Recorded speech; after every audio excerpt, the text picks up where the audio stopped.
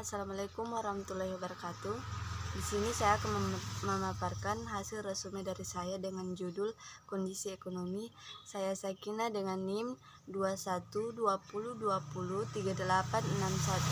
21203861206039. Baiklah, langsung saja. Materi pertama yaitu pengaruh pertumbuhan ekonomi terhadap bisnis.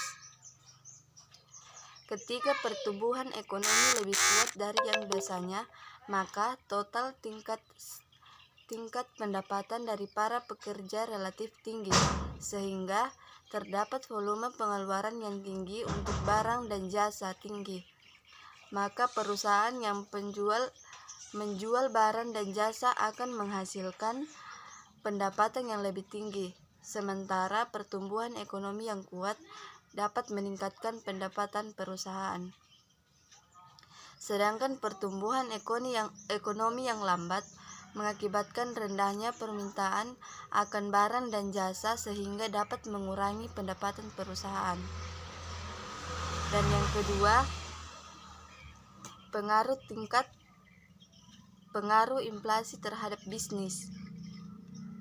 Inflasi adalah kenaikan dalam tingkat barang dan jasa secara umum selama periode waktu tertentu. Tingkat inflasi dapat diestimasikan dengan mengukur persentase perubahan dalam indeks harga konsumen yang mengidentifikasikan harga dari sejumlah besar produk konsumen seperti produk kebutuhan sehari-hari, perumahan, bahan bakar, layanan kesehatan, dan listrik. Inflasi dapat mempengaruhi beban operasi suatu perusahaan untuk menghasilkan produk dengan meningkatkan harga dari perlengkapan dan bahan baku. Dan materi yang ketiga yaitu pengaruh tingkat suku bunga terhadap kinerja bisnis. Dampak terhadap beban perusahaan memantau ketat tingkat bunga karena tingkat bunga menentukan jumlah dari beban yang harus dikeluarkan oleh bisnis jika perusahaan meminjam uang. Beberapa produk yang dijual oleh perusahaan pada umumnya dibeli secara kredit. Ketika pelanggan membeli mobil baru, pelanggan boleh memberi uang muka dengan jumlah yang kecil dan memperoleh pinjaman untuk memperoleh sisa harga pembelian.